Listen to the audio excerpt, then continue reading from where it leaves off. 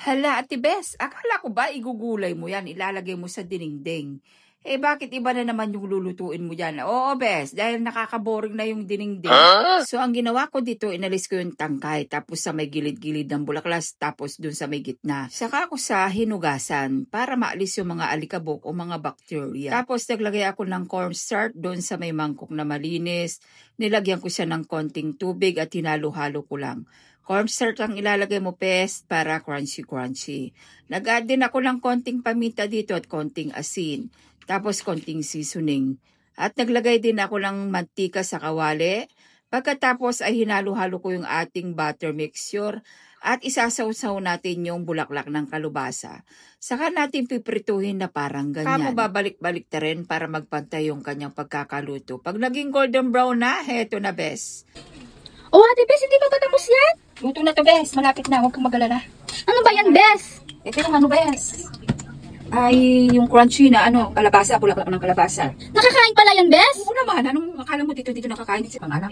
Lagyan natin siya ng ketchup para masarap. Hindi ba yan mapait, Bes? Hindi, Bes, masarap po. Tikmin ko nga, Bes. Bulaklak ng kalabasa, crunchy, crispy.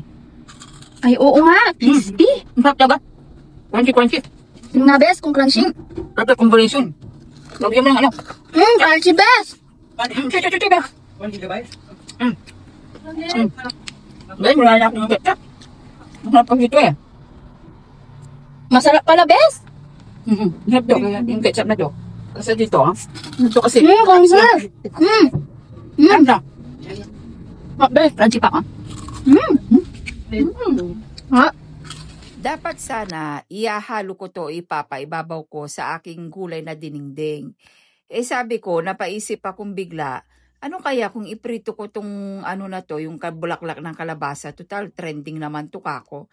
Tikman ko nga kung anong magiging lasa. Eh, nasarapan naman ako at nasarapan yung mga anak ko.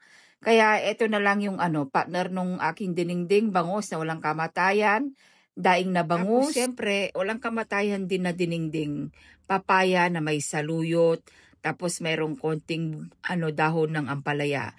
Ewan ko, basta pag dinengdeng nasasarapan ako. Pag taga Pangasinan ka o taga Northern Luzon ka, talagang hahanap-hanapin mo tong luto na to, yung gulay na to, dahil napaka-sustansya nito. Alam mo ba, pagkatapos ko mag-dialysis, Bes, ito ang palagi kong inuulam para bumawi yung aking lakas na nawala, na hinugot ng machine. Kaya nakikita mo lagi, kahit na hindi ako masyadong nagpapasalin ng dugo, ay ito lang kinakain ko, mga gulay-gulay lang. Kapag kumakain ako ng gulay, talaga lumalakas talaga yung katawan lupa ko. So ito na, Bes, ang ating ulam for lunch. Dinengdeng with pritong daing na bangus. So share ko lang, ingat, God bless, bye!